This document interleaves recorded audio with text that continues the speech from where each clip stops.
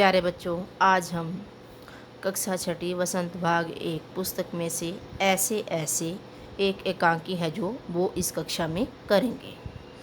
ऐसे ऐसे बड़ी ही एक अच्छी सी एकांकी है जो बच्चों से जुड़ी हुई है, और ख़ासकर उन बच्चों से जो बच्चे स्कूल का काम न करने का बहाना बनाते हैं और किसी न किसी तरीके से अपने आप को ये दिखा देते हैं कि मुझे ये दिक्कत है, मुझे ये समस्या है। तो हम ऐसी ही कुछ एक समस्या है जो एक बच्चे के साथ है, वो इसमें हम पढ़ेंगे। तो इसमें सबसे पहले जान लेते हैं पात्र परिचय। कौन कौन है इसमें। एक है मोहन, जो एक लड़का है, विद्यार्थी है, और दीनानाथ है जो वो उनके एक पड़ोसी हैं, और मोहन की माताजी और पिताजी और एक मास्टर जी हैं।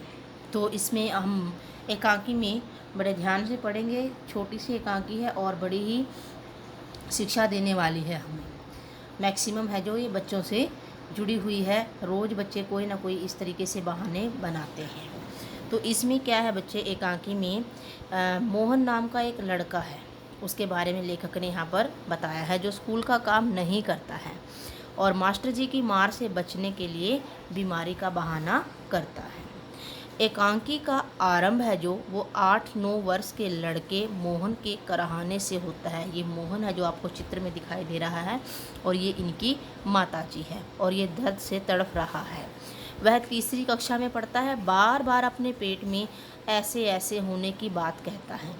उसकी माँ और पिताजी है जो उसकी इस बीमारी से डर जाते हैं कि ये ऐसे ऐसे कौन सी बीमारी है जो मेरे बच्चे को हो गई है, और वो बार बार एक ही बात बोलता है, मुझे ऐसे ऐसे हो रहा है, मुझे ऐसे ऐसे हो रहा है।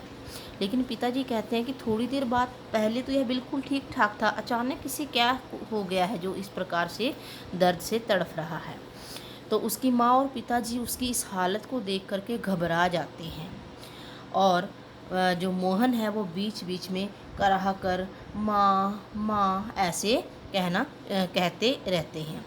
तो मोहन के पिताजी हैं जो डॉक्टर को फ़ोन करके बुलाते हैं। ये पिताजी हैं और डॉक्टर को बुला रहे हैं फ़ोन करके, क्योंकि मोहन की हालत है जो वो बहुत ही ख़राब है। उनके पड़ोसी दीनानाथ है जो वो वैद्य को बुला लेते हैं, जो देसी दवाइयाँ देने का काम करते हैं, जड़ी बूटियाँ देने का काम करते हैं।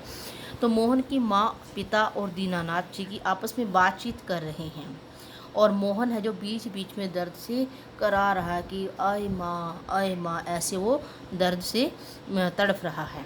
तभी वैद्य जी हैं जो वो आ जाते हैं, और वो बताते हैं कि इसके पेट में जो वायु है उसका प्रकोप बढ़ गया, मतलब है जो पेट में कब्ज ज़्यादा होने के कारण पेट में दर्द हो रहा है, और वो उसके कारण उसको पीड़ा भी बहुत अधिक हो रही है। तो वो कहते हैं कि मैं इसके लिए कुछ जो पुड़िया है मैं उसको भिजवा दूंगा, फिर उससे क्या होगा, इसको जो पेट है इसका बिल्कुल साफ़ हो जाएगा और इसका दर्द है जो वो गायब हो जाएगा। तो जो मोहन के पिताजी हैं वो वैद्य को पैसे देते हैं, और दीनानाथ जी हैं जो उनके पड़ोसी, वो मोहन के लिए दवाइयाँ लेकर आ जाते हैं वैद्य जी से। इतने में डॉक्टर भी आ जाते हैं, और डॉक्टर हैं जो उनको देखते हैं मोहन को, और कहते हैं कि इसको तो पेट में बदहजमी है और कब्ज़ है, जिसके कारण इसको ये सब कुछ हो रहा है। मोहन के पिता उन्हें भी 10 रुपए का नोट देते हैं और उनके साथ दवा लाने के लिए चल देते हैं। तो मोहन है जो उसको दर्द अधिक हो रहा है, इसलिए माता पिता है जो दोनों परेशान हैं, कभी डॉक्टर को बुला रहे हैं, कभी वैद्य को बुला रहे हैं, पड़ोसी भी उनके साथ ही खड़े हैं इस समस्या में। तो इस 2 दिन जब मोहन को ऐसे ही हो गए, तो एक दिन उनके जो पिता वो थे मोहन के मास्टर जी थे जो उनको इस बारे में पता चला, और वो भी मोहन के घर आ जाते हैं। और जैसे ही वो घर आते हैं, मोहन को देखते ही वो समझ जाते हैं कि मोहन को कोई भी बीमारी नहीं है। बच्चे बहुत सारे ऐसा करते हैं, बहाने बनाते हैं टीचर के सामने, माता पिता के सामने कि मुझे ये है, मुझे ये है, लेकिन अध्यापक हैं जो वो आपकी सच्चाई को पकड़ लेते हैं कि आप कितना सच बोल रहे हो, कितना झूठ बोल रहे हो, और कौन सी बीमारी आपको सच में है, कौन सी नहीं है। क्योंकि अध्यापक आपको बहुत अच्छे तरीके से समझ जाते हैं कि यह झूठ बोल रहा है। जो आप बहाने बनाते हैं बच्चे छोटे छोटे से कि ये हो गया था, वो हो गया था, तो वो सब अध्यापक को पता होता है कि आप बहाने बना रहे हो। इसलिए अध्यापक के सामने, अपने टीचर के सामने कभी भी झूठ मूठ के बहाने नहीं बनाने चाहिए। जो सच्चाई है वो अध्यापक को बता देनी चाहिए। तो अब मोहन के मास्टर जी वहाँ पर आए, उन्होंने देखा कि ये सब कुछ झूठ बोल रहा है। तो मोहन के मास्टर जी ने मोहन की माँ को बताया कि इसकी जो बीमारी है ना ऐसे ऐसे, इसकी दवा तो मेरे पास है। तो उनकी माताजी और पिताजी हैरान रह गए कि ये क्या कह रहे हो। तभी मास्टर जी जो मोहन से पूछते हैं कि क्या उसने स्कूल का काम पूरा किया है, जो हमने कल स्कूल में काम करवाया था, क्या आपने पूरा किया है।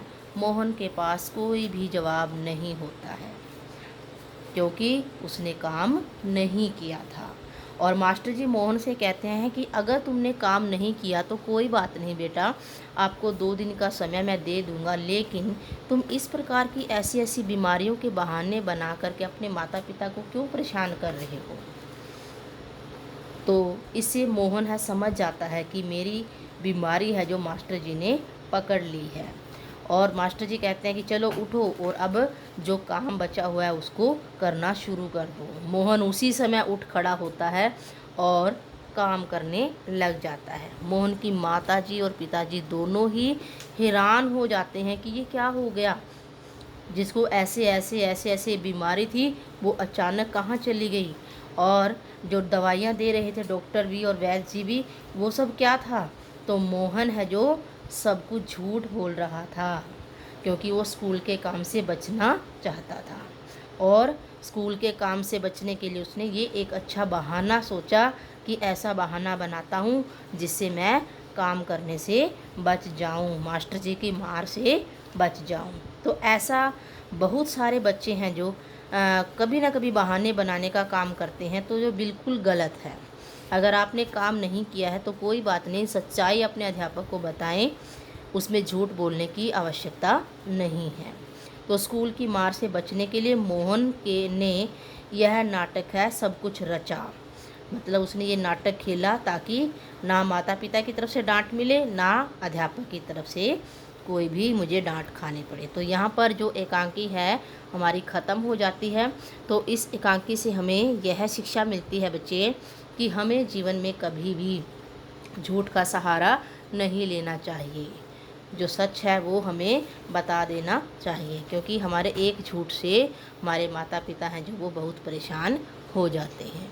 तो आशा करती हूँ सभी बच्चों को यह एकांकी समझ में आई होगी। छोटी सी कहानी है ये, एक तरीके से छोटी सी, आप सभी को समझ में आई होगी। और इससे जो आपको शिक्षा मिली है वो आप अपने जीवन में अप्लाई ज़रूर करेंगे, और कभी भी इस तरह मोहन की तरह कभी भी झूठ नहीं बोलेंगे। तो प्यारे बच्चों, स्वस्थ रहें, मस्त रहें और पढ़ने में व्यस्त रहें।